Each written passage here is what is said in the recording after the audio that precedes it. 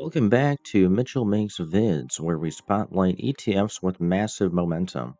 I'm Mitchell, and today we're covering the Sprott Physical Silver Trust, ticker PSLV, a closed end fund holding fully allocated physical silver bullion in secure vaults, offering investors direct exposure to silver prices without the hassles of storing metal yourself. 2025 has been extraordinary for silver and PSLV. As of December 26, the trust's NAV surged over 170% year to date, with shares rocketing to $26.04, up nearly 9% in a single session amid silver's push to record highs near $79 per ounce, driven by industrial demand and investment flows.